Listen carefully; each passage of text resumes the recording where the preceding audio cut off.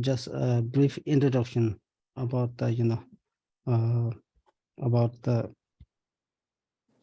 about the spiritual trainings of the person of the three capacities. So then we will have a brief structure of how the Lamrim looks like, right? How the Lamrim can be practiced by any individual person.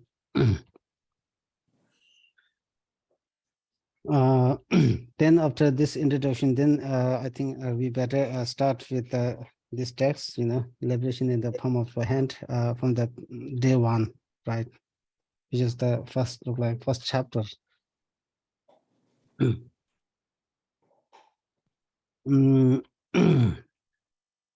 So all the as we discussed earlier, that all the Buddha's teaching, all the Buddha's teaching is condensed and summarized into the spiritual trainings of the person of the three capacities, right? Now, what kind of spiritual trainings? What kind of spiritual trainings are included in the practice of the person of the small scope, right? Small scope or lower scope. And what really is the so what really is the main purpose? What is the main purpose, and what is the aspiration of the person of the lowest scope, the lowest capacity, is seeking a favorable birth, seeking a favorable birth and higher rebirth in the next life, right? So this is the main purpose that the person of the individual, person of the small capacity is seeking, right?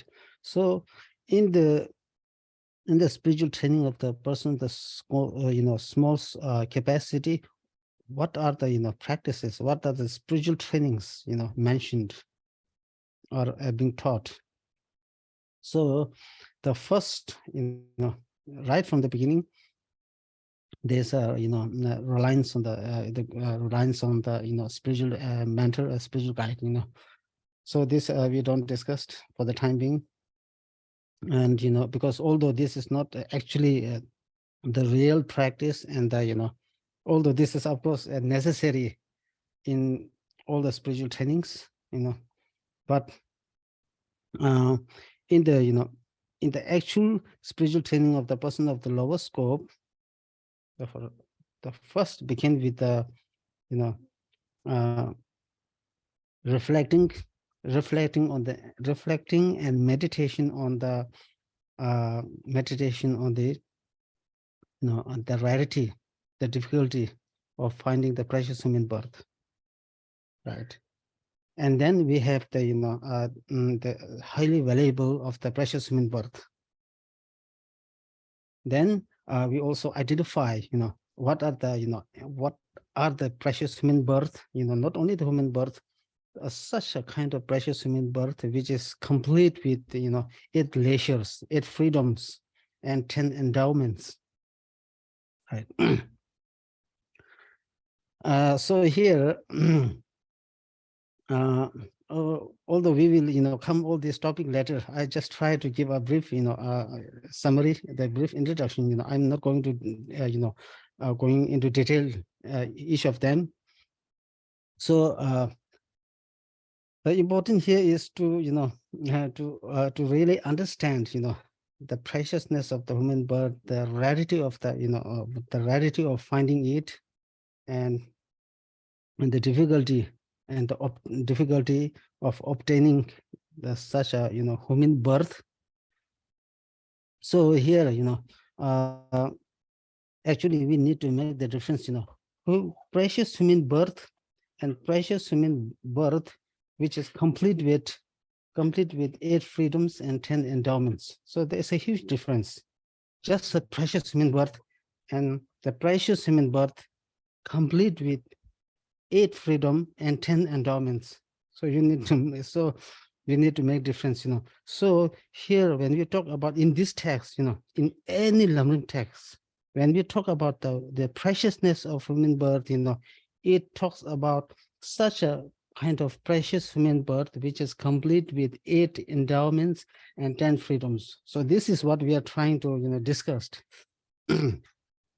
So the first one is, and then, so this is how we identify, why, the human birth is, this kind of, birth is very difficult to obtain, right? And it's so highly valuable, right?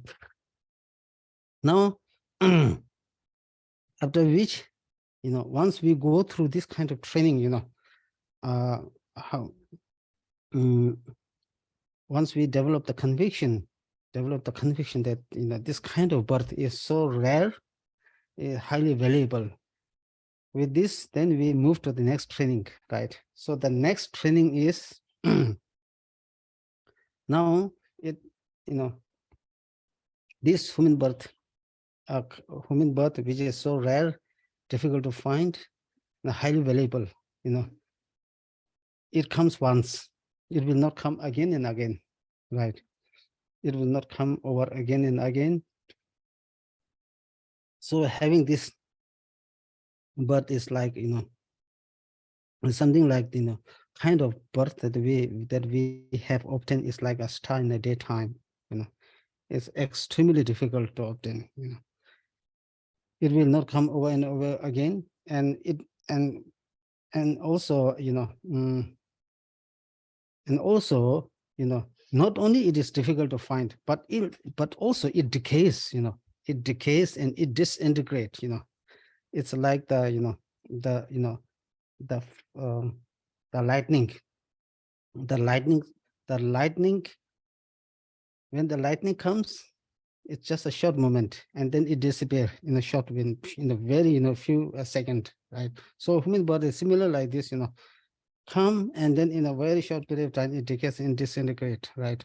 So this being the reason, then it says, we should not waste it, something which is extremely difficult to find, highly valuable.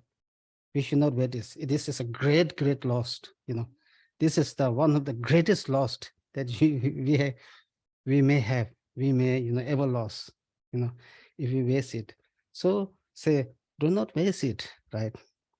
Now, if we do not waste it, then what we are supposed to do, right? This is something not to waste, So then, it disintegrate, because mainly why it disintegrate is mainly because of the fragility of the life, the fragility of the life. So because of the fragility of life, we should not waste it. We need to take some essence, some real essence. Now, what really is the essence, right? Then, then it talks about need to meditate on the mindfulness. Be mindful of the impermanent. Now, here, the Lamrim teaching talks about the impermanent of the death, right? Impermanent of the death. So then we come to understand that with the impermanent and the, a mindfulness of the death, and then we should not waste it. We need to use the best use of our, life, the to use our life in the most constructive way, in the most, positive way, right? So with this, there are actually, there are 9 reasons, 9 reasons and 3 resolution through which we then meditate on the mindfulness of the death, right? So with this, we are mindful, we are mindful, and then, we should not, again, it can come anytime, that can come anytime, this, we call the unpredictability of the life, one's life, sometimes, we get distracted, distracted. While we are get distracted, we are unaware of we are not mindful of, right? So therefore, once we come to understand, once we come to understand the life is something, fragility and the, and and the unpredictability, then we really come to appreciate the human value, the preciousness of the life, right? With this, then we develop the conviction that I need to do something, I need to do something. Then what we need to do, right? What we need to do is now we need to, because right now everything is in our hand, right? Whether we go up, whether we go down, everything is our hand. One purely is responsible for all the action, whether we go to the lower, you know, up there or something that we don't want to go. It's everything is our hand. No one is responsible for this, because then we say one is the creation of oneself. One is the creation of oneself. This being the reality, everything is in our hand. Whether we go up and go down. So this being the reality, now, you know, on the other hand, if we were to go down to the lower, go down, then what will happen? So that is the big question. If we were to go down, what really would happen? And we say almost, almost the game is over, right? So if you go down, then yeah, there's not much, there's no, room. There is no room.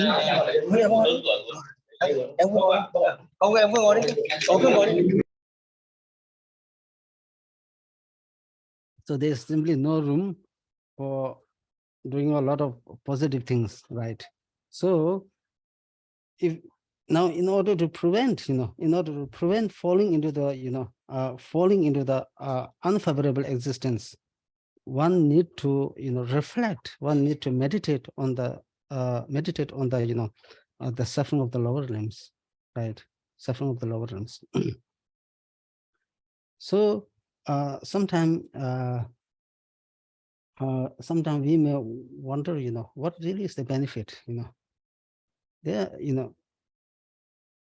reflecting oneself, uh, uh, suffering on the, reflecting and meditating on the suffering of the lower limbs, it has huge benefit. It really has huge benefit, tremendous benefit. And so later on, we will discuss, later. I don't want to go, what kind of benefit like this. So we see the benefit, right? We see the benefit, and we also don't want to go there, right? Because we ourselves, feel the suffering of the lower limbs. So we develop some kind of experience. Based on this experience, what happens is we really want to get freedom from this, the suffering of the lower limb. We really want to seek freedom from the suffering of the lower limb. With this, now, if we really want to, get ourselves out from the lower limb, can we get ourselves liberated? Can we get ourselves, freed from this lower limb? Then, yeah, we say, right now, uh, I have such a favorable, existence, right? I have such a favorable human birth. And then when we try to see, who really has the, potential, who really has the power to, save us, then we see the three jewels: Buddha jewel, Dharma jewel, Sangha jewel has all the, full potential, the full power to save us, right? So therefore, the next training is how taking a refuge, how to go for refuge in the three jewels. So training in the, taking a refuge is the next training, right? So with this now, we, then we sincerely take a refuge in the three jewels, right? You're taking a refuge in the three jewels is not something, not something, uh, um, not something, mm, it's not just a fabricated, right? It's just a pure, the sincere wish to take a, take a refuge in the three jewels. You develop a sincere wish, right? Why? because you really develop, because you felt it. You felt and you experienced the suffering of the lower limbs. And you don't want to go there. And out of the fear, you take a refuge to the three jewels, right? So your wish for taking a refuge is so intense, so pure, so pure. So with this, now we take a refuge in the three jewels, right? Now, what? Now we take a refuge in the three jewels. Now what we need to do is, now the three jewels set. Now what is the Buddha? You see, the Buddha is the teacher. The Buddha is the true savior. Buddha is the some like the teach. He teach the right path. He teach the right path, and Dharma is the So the Buddha Dharma jewel that we need to cultivate. Buddha show everything, and we need to cultivate. If we don't cultivate, then it just remain in the cloud, right? So we need to cultivate it, right? So finally, therefore, everything is in our hand, right? So we need to cultivate. And how do we cultivate? How do we cultivate? Buddha, how do we cultivate? Cultivate is, now Buddha said, do this, refrain from 10 non-virtuous actions, observe and guard the 10 virtuous actions. With this, then we come to understand the law of karma, right? So the law of karma is the next training. Law of karma is the next training, right? So, law of karma, we train. In the law of karma, we refrain from all the negative actions. We, sincerely observe all the virtuous actions. With this, sincerely observing the virtuous actions and, refraining from all the non-virtuous action is the main cause for taking a favorable birth in the next life, right? So if you see this training, one build up, it's a like staircase, staircase and stairway, right? We proceed, or step by step, so finally we create all the causes and conditions, right, to take to achieve a favorable rebirth in the next life, right? So this is the spiritual training of the person of the lower scope, right? Now now in the next life, for example, we take a very favorable birth. We may have taken a very favorable birth. Now what to do? Right, right now we have all the precious, we have, we have such a kind of birth which is complete with 8 freedoms and 10 endowments, right? In this very, in this very birth, precious human birth, now what we are supposed to do, right? Now what we are supposed to do is, now one need to now now one need to try one try to achieve the liberation, right? Liberation means, it's you know it's the total, total, total freedom, the total freedom from the endless suffering, endless pain, right? Or total freedom from the all the, delusions, right? So that is what is called as the long lasting, and sometimes called as an everlasting nirvana. We call nirvana, right? Nirvana. Once we achieve that, one has no problem, one is in a blissful state. For blissful state, not one time, not two time, right? Not for 1 year, not for 1 century, but forever. One remain undisturbed. One is in the most blissful and peaceful state, right? Now, in order to achieve this, this kind of state, the total cessation, the total freedom, the total blissful state or joyful state, the everlasting, joy. How to achieve this is, the achievement of this state is mainly done through the two ways, right? Now, this is the spiritual training of the person of the medium scope, right? Medium scope. Because in the lower scope, you are not satisfied. You have obtained the precious human birth. That's it, Now, you need to do more. What you can do more. The only thing that you can do more is trying to achieve the highest form of, liberation, the state of liberation, right? So that is the achievement of this is done by the two methods, right? One is how the 12 links of dependent origination, how the 12 links of dependent origination make a circle and revolve in the samsara again and again, endlessly.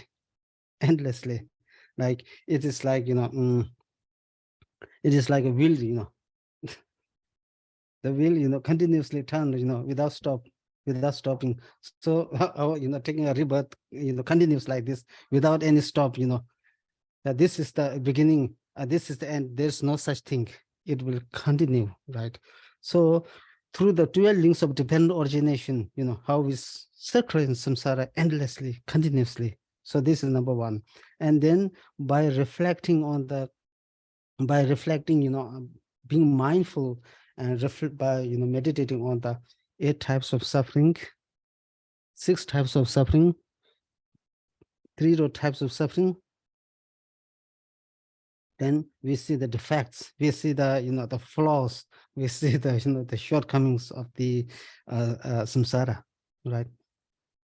So having said that, they don't get misunderstand, oh, we live, we leave the things and going to the mountain, doing some kind of isolated things, this is not how we try to understand, how this is not how we try to understand when we talk about seeking the liberation, the state of the eternal joy, right? Even, one can practice, this kind of thing, even in one's home, right? So with this, then this is the spiritual training of the person of the middling scope, right? Then the next one is, now, is it enough? Now it says, is it enough? Because now, for example, you have, say, you have achieved the liberation, you have achieved the moksha, you have achieved the nirvana, you have achieved the eternal joy, eternal peace. Now, it says, you should not feel satisfied. You should not feel satisfied. Now you need to do something more. You need to still, even though you are enjoying the highest form of happiness, the joyful state, you are in the joyful state. Joyful state. Again, this is not enough. And then what we need to do more is, then we say, all the beings has been once mother. All the beings has been once mother, right? So therefore, for example, like your present mother did everything for you. Say your loved one, the closest person, the dearest one, or your, most loved one, right? Mainly, one's mother, and then there are some, father can be also included. That person in this world life, they did each and everything, right? They're the greatest kind to you, right? Similarly, all the beings has done the same thing. The only difference is time, time matter, time factor, time factor. All the beings has done these things. Now, all the beings has done the greatest, kind, done the, grateful to you.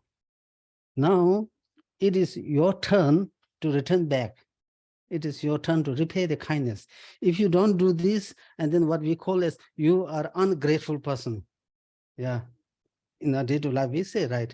So we are considered as ungrateful person because we don't know how to repay the kindness, right?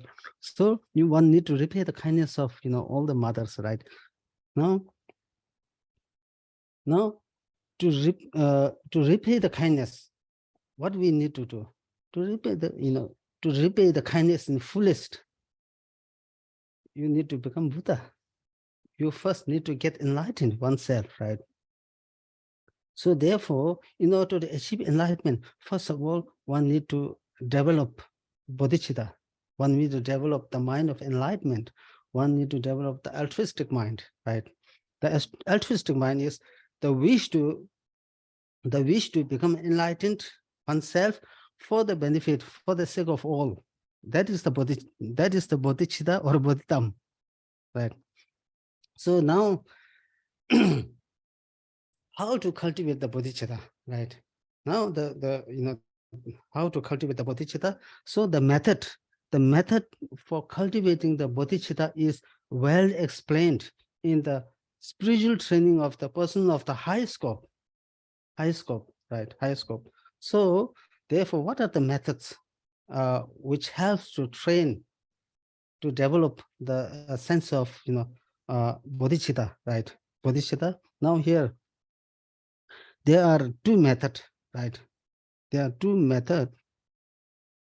One is we call sevenfold cause and effect instruction. First, what is the sevenfold? Recognizing all beings as one's mother. Remembering the kindness. Number two, repaying the kindness. And then the unconditional love, right? Unconditional love, unbiased compassion, right? Unbiased compassion,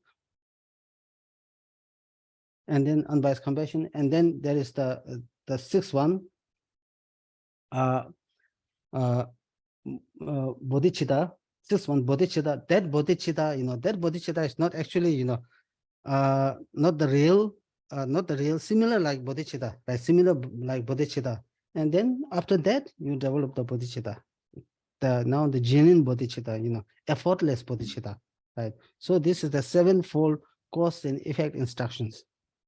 So this is one training. Another training is called equalizing and exchanging self and others. Equalize means, equalize. This again, the mind training practice, equalizing and exchanging self with others.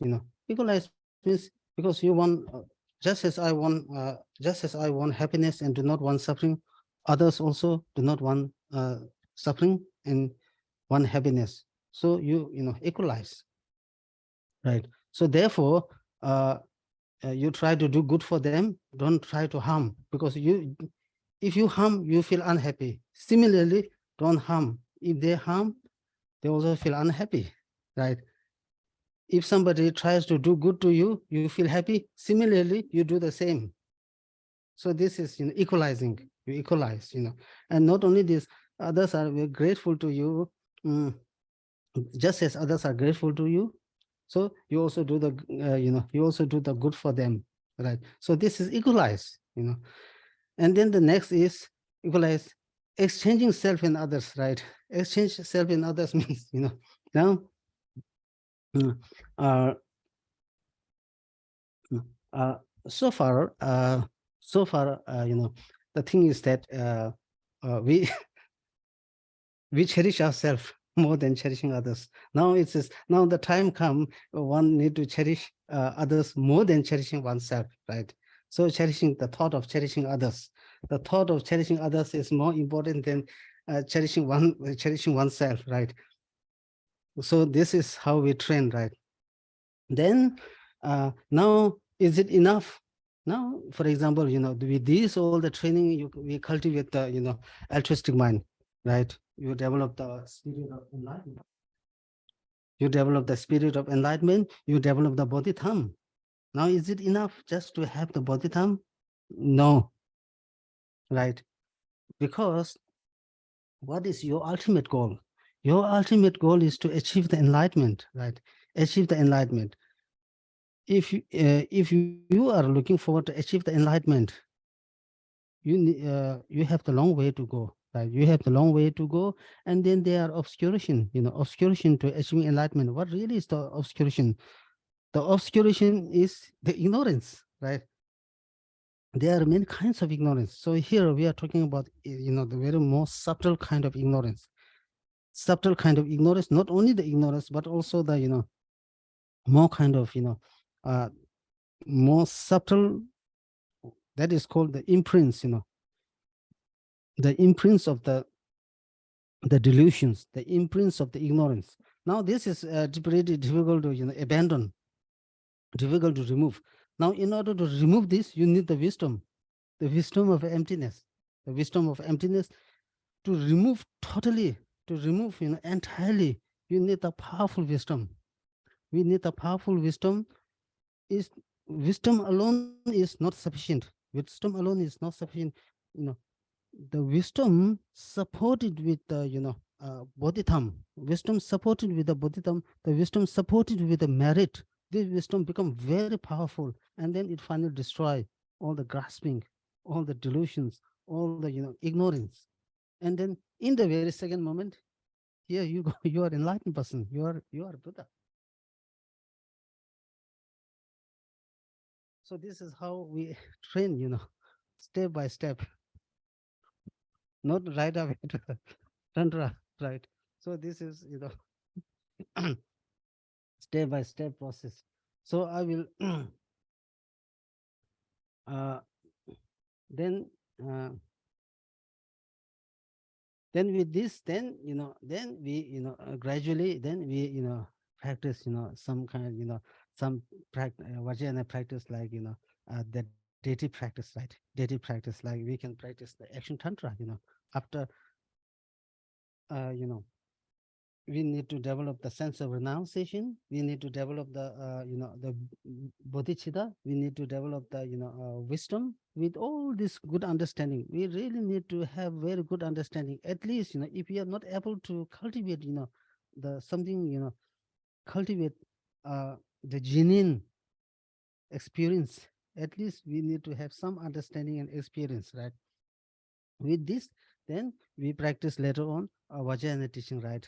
Now vajrayana teaching, like for example, right, um, for example, like what is called as deity practice, deity practice, Avalokiteshvara, the Konyin, Amitabha, the Thara, and then there are so many, deities, so many deities.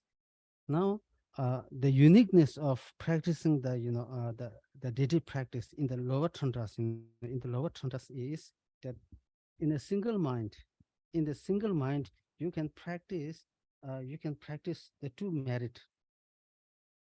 Uh, it is called, you know, the yoga, the yoga of the profundity and the clarity, right? The yoga of the profundity means refers to emptiness. The clarity refers to the deity and the mandalas.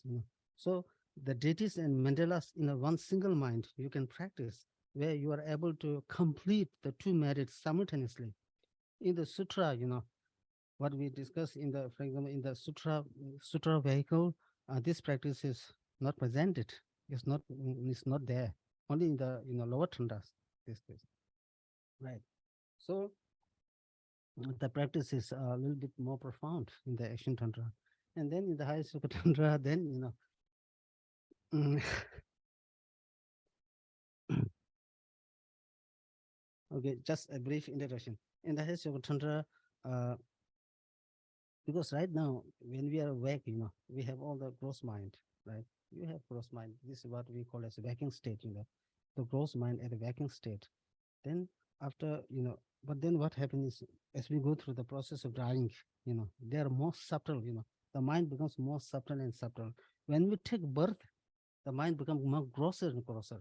When we go through the process of death, the mind becomes more subtle and subtle, right? So, so you know, so there's very subtle imprints, very subtle imprints left over in this, mind, very subtle mind. So you need to destroy this subtle, need to destroy these subtle imprints.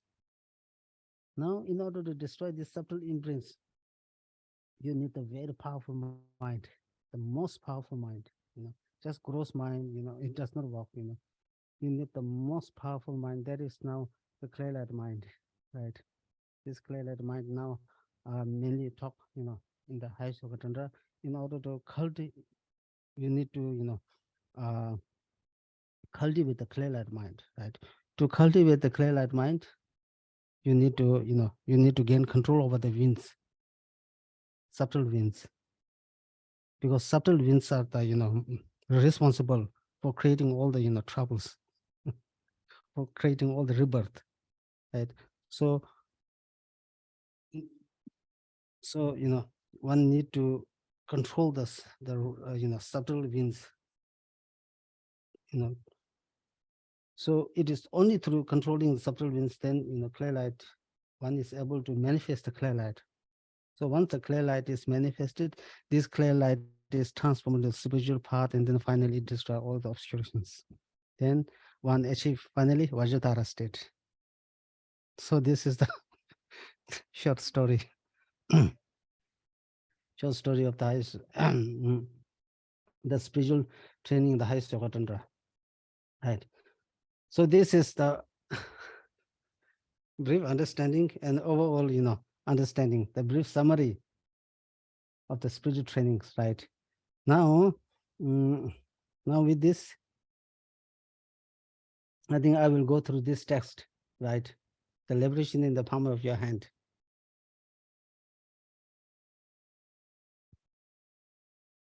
Now, this is important. If you later on you prepare some more questions, I will first I will read, then I will explain, right?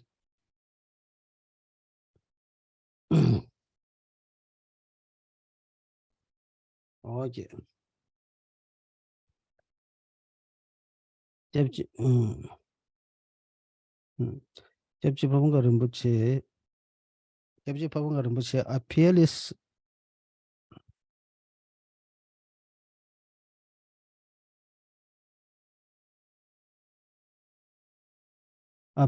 being of the Dharma,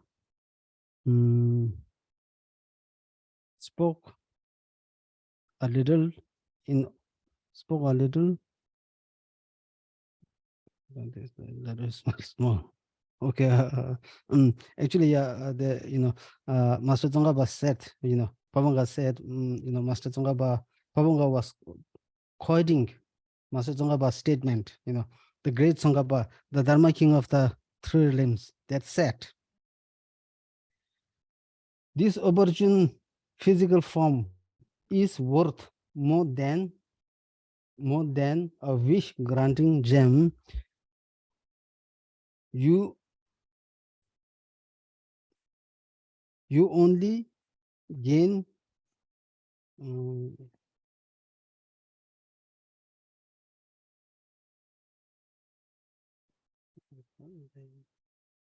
you only gain is like the ones so hard to get, so easily destroyed. It's like the lightning bolt in the sky.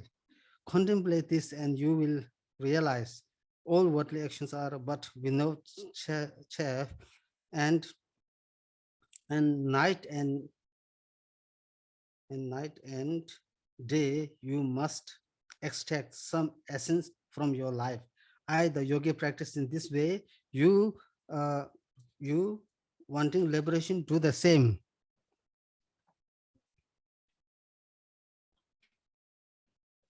Like, so now I will explain this, right? This verse, and then later on I will read, this opportune physical form is worth more than the wish granting gem. So this precious, as we discussed, right, this precious human birth is so difficult to find, is worth more than the wish granting gem, right? So in early times, there's a more wish granting gem. There's a precious, gem.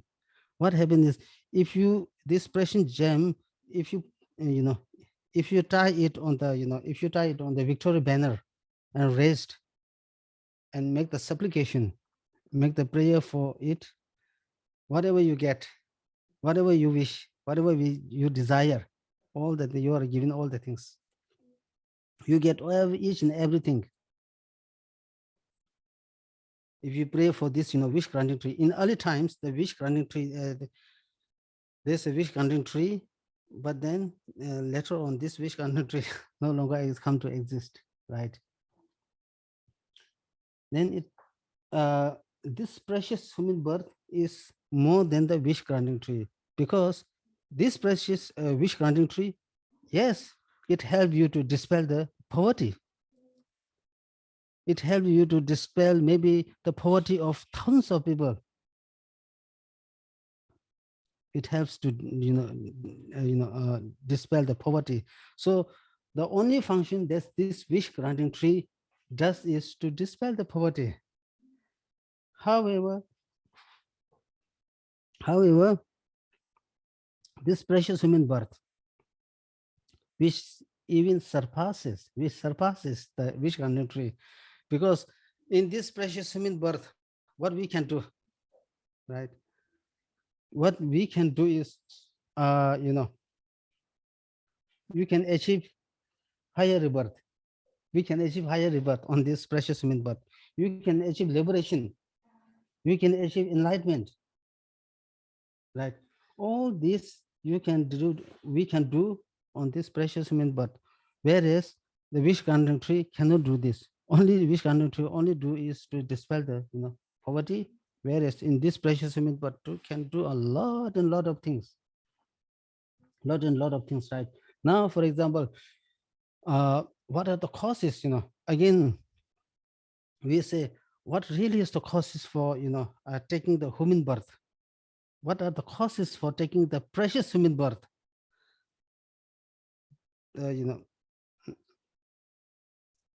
the causes for taking the precious human birth is you know uh, observing the ethics. Observing the ethics is the main cause for taking the precious human birth. Now here we are talking about the kind of human birth which is complete with 8 layers. We will later talk about 8 layers and endowments, not this time.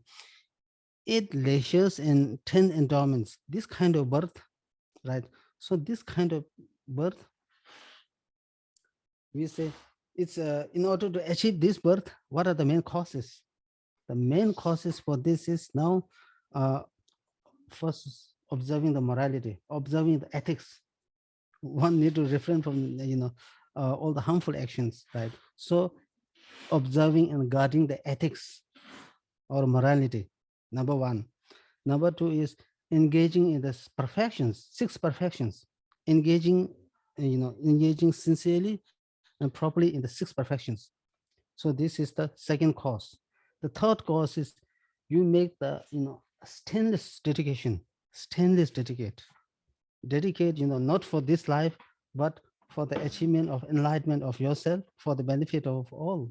So if you do this, then we will have such a precious human birth which is complete with 8 layers and 10 endowments.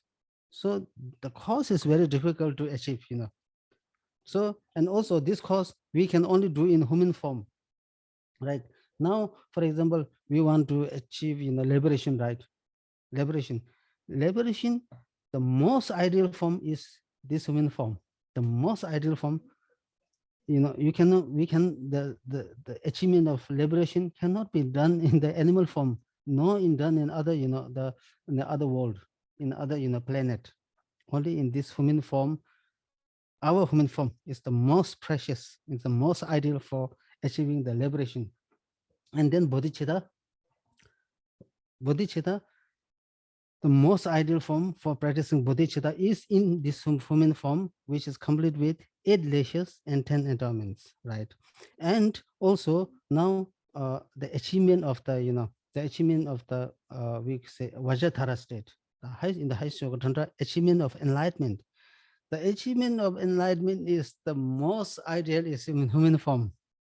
This is something unique, and especially anyone, you know, anyone who is to achieve enlightenment in a single lifetime, a single lifetime, should be somebody like, somebody with a human form, with a with a somebody of this, uh, uh, the being of this form, the being of this world, the being of this world.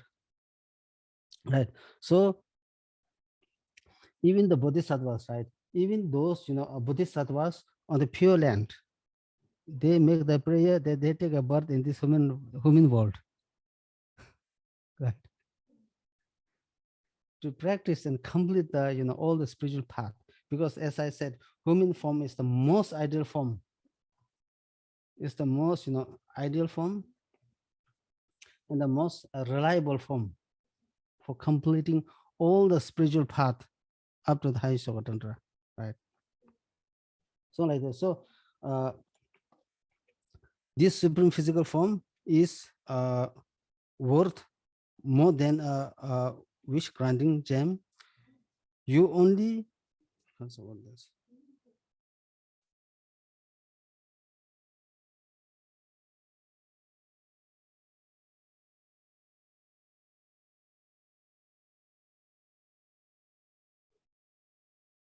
Mm.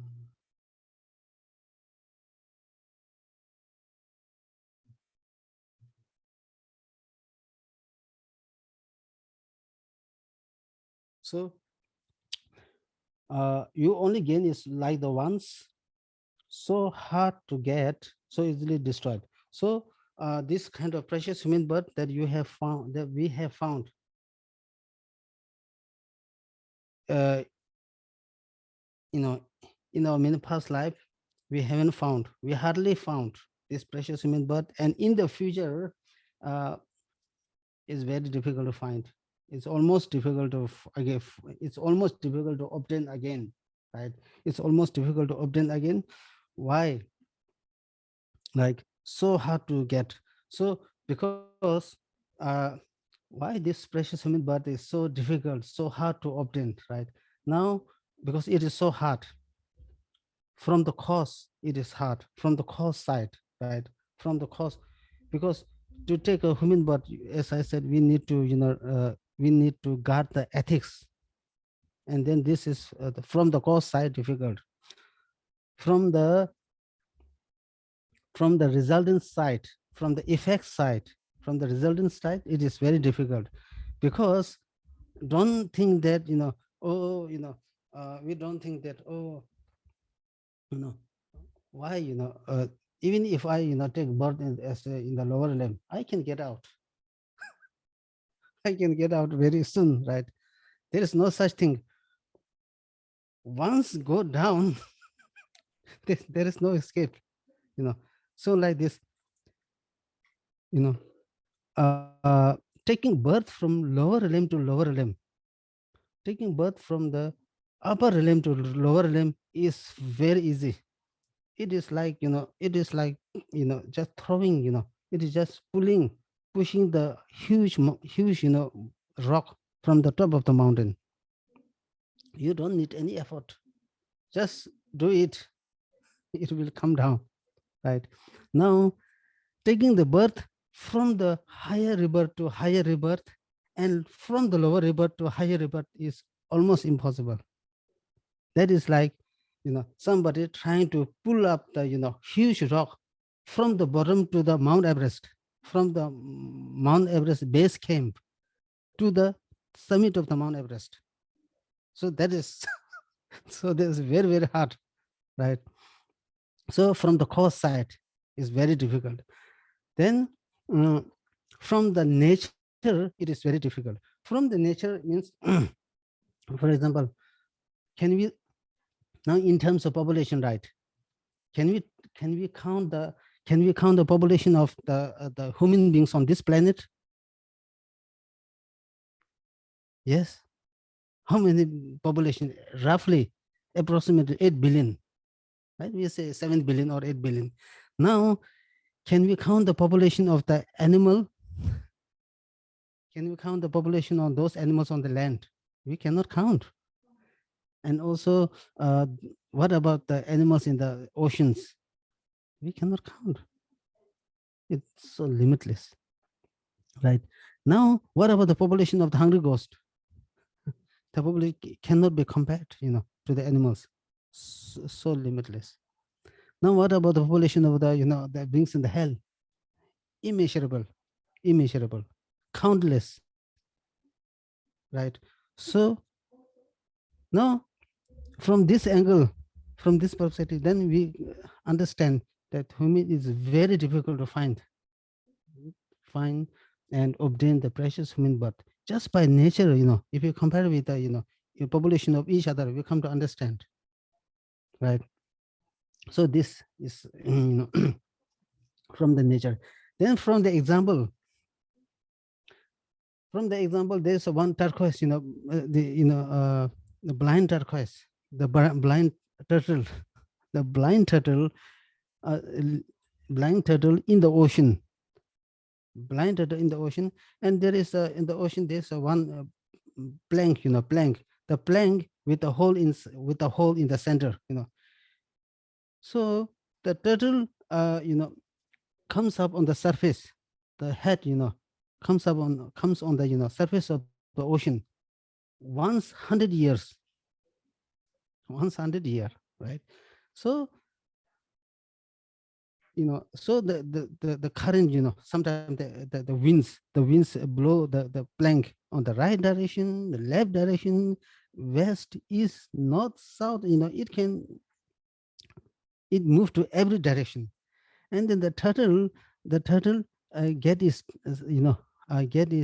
neck on the surface once a year, and try to, can you imagine that the turtle's head get inside this plank, the hole inside the plank? It's almost impossible.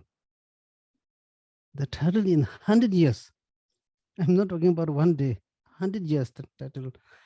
So it's almost impossible, right? So from this example, we also come to understand the preciousness of the human life. And then if you have the handful of the grain, if you try to throw it on the glass, can it get stuck? It cannot get stuck. So this, similarly, yeah, it is the example, it is the metaphor that human life is so difficult. Like the example, the metaphor, right?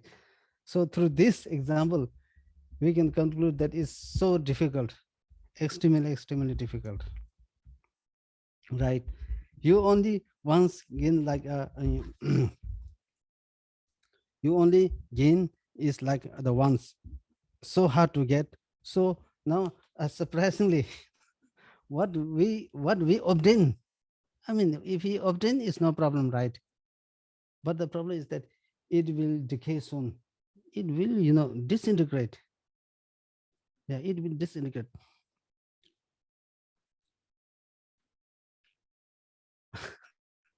Right? We cannot guarantee, right? The child can go later, the elder people can go early, or the healthy person can go, healthy person can go later, the sick person can go early. There's no guarantee. There's no such rule. Anybody can go at any point of time when the unfavorable condition arises. So because of this, it says you only gain is like the ones, so hard to get, so easily destroyed. So it can destroy anytime, anytime. And also it says there are many causes for this. There, there are few causes for the survival, and there are multi, there are many causes for the causes for the death.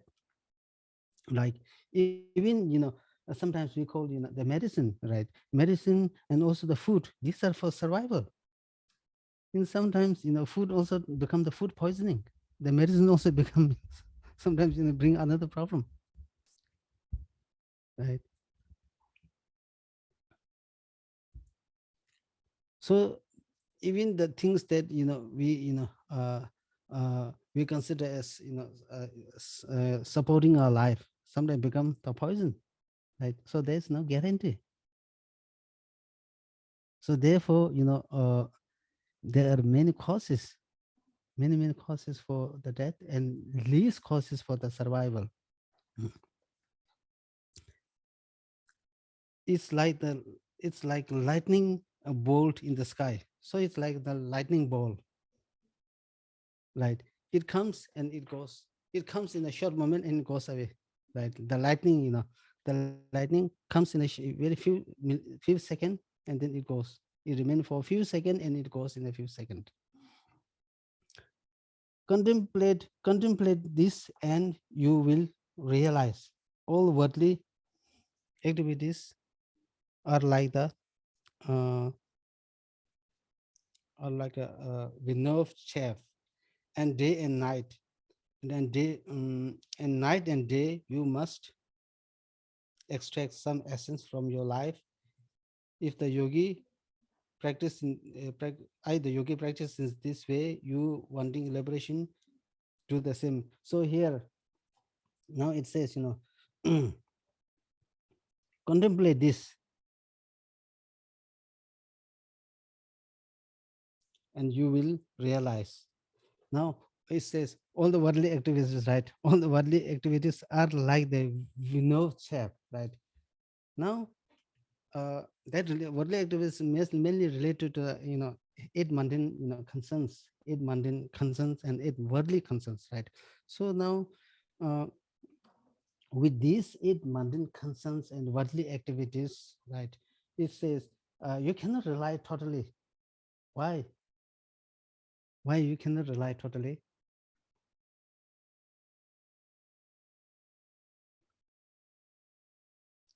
Because you cannot rely totally, because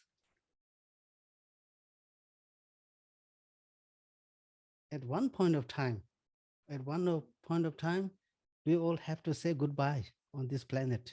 We all have to say goodbye on this planet. At this very point, what will be the most beneficial?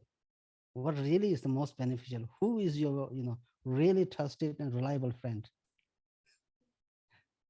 Dharma practice. Dharma practice. It is the dharma practice. Dharma practice, the only your soul and reliable, most reliable friend, right? Reliable friend. Now,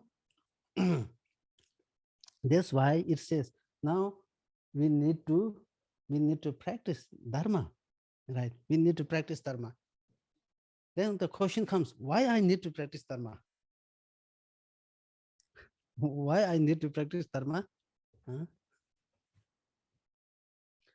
Why I need to practice dharma is because you want happiness, you do not want suffering. I also want happiness, I do not want suffering. Everybody want happiness and do not want suffering. If everybody want happiness and do not want suffering, one has to practice dharma. Why? Again, why?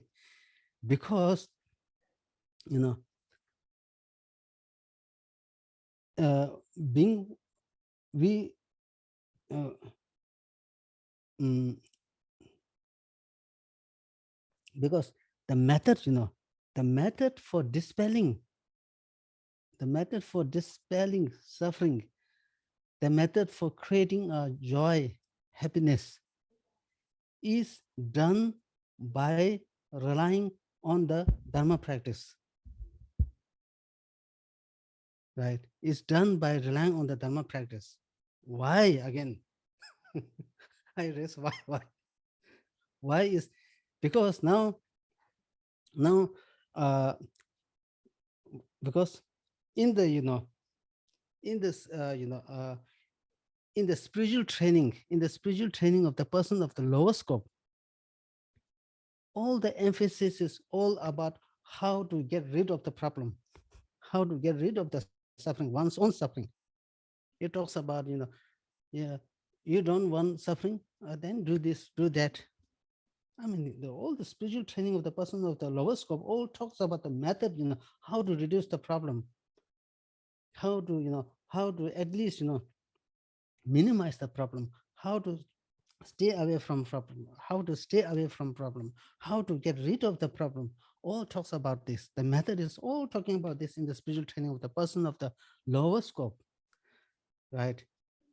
So through this, then we at least, do not have suffering.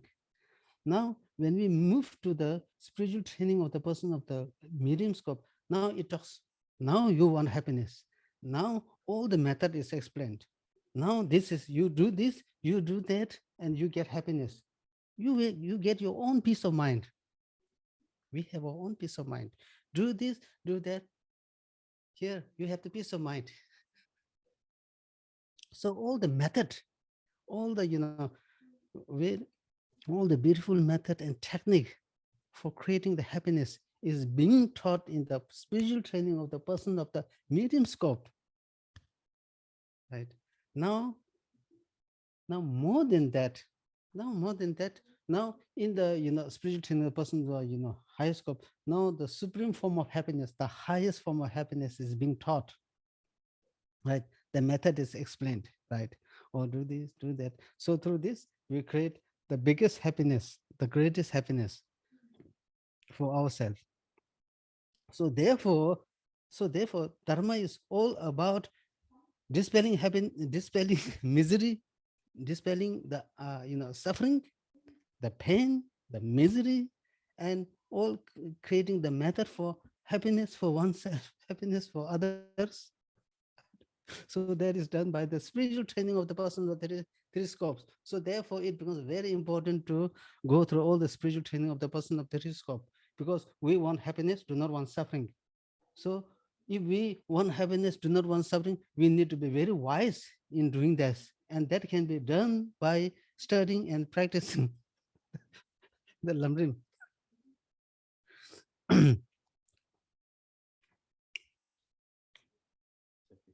Huh? 850? I see, yeah. Okay. Okay, then I will complete this. Contemplate this and so then, yeah, these activities, not only these activities that we are doing, of course, I mean, we are not, we need to do all the some activities, right? Activities. But however, what he says is we should not totally, dedicated, totally dedicated and, uh, doing all this, activities, right? Activities. Because why is, because at the end, when we have to, when we have to, you know, uh, when you have to do the last breath, when you have to do the last breath, when you have to do the last breath, then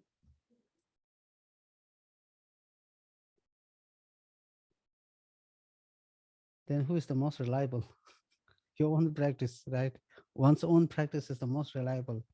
Then, you know, mm, yeah, nothing will be of much help. Nothing will be of much help. Even the, even the, even you, even we cannot even we cannot carry even the one needle with us when we go, right? Not only this, even the body that we cherish so much, even we have to left behind. So what really will benefit afterwards? What will be of most beneficial is one's own, while we are alive, we have created certain amount of merit, in dharma practice. This we can carry. These merits are, we store some imprints in the mind, so the mind goes to the next life, and so this is how we get benefit, right? What the actions are the Vinov chap, Vinov chap means, there's a one container, one container, and then we have some, grains, in the wind, we do something like this, move, and then all the dust, carried away by the winds, right? So we should do like this. And day and night, and day and night, you must extract some essence from your life. So it says, day and night, you extract some essence from this life. What kind of essence, right?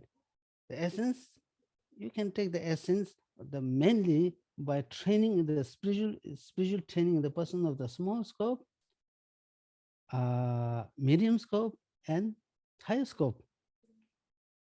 So this is how, one is making one's, life so meaningful, very, very meaningful, right? and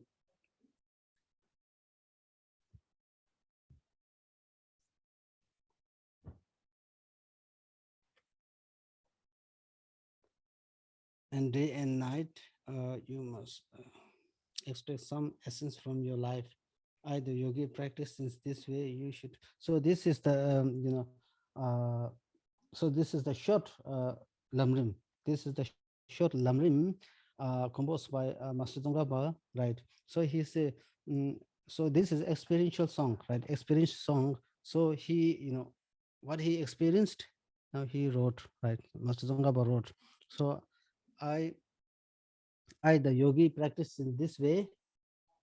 So you also, my follower, Master, you also are the follower of, Master Tsongkhapa's teaching. So you also follow do the same,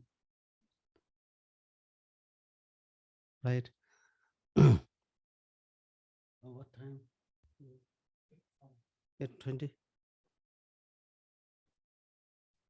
Right now, what time? 8:20. When we stop? Yeah. So can you tell her? Can you tell her, when to stop? Or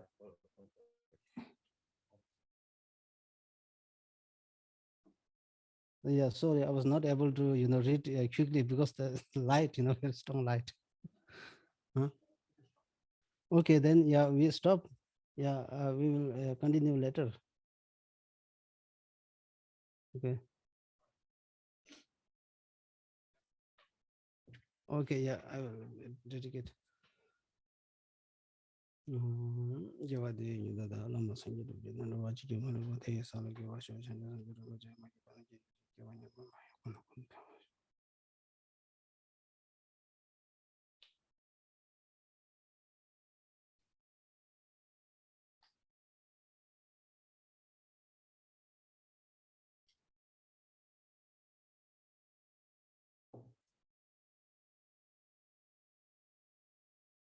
Okay, thank you.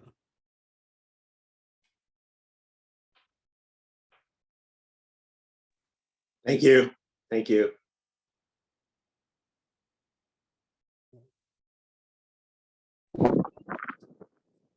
Thank you. Thank you.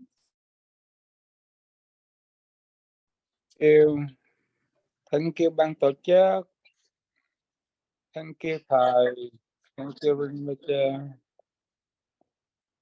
Thank you Rinpoche. Cảm ơn ban tổ chức ạ.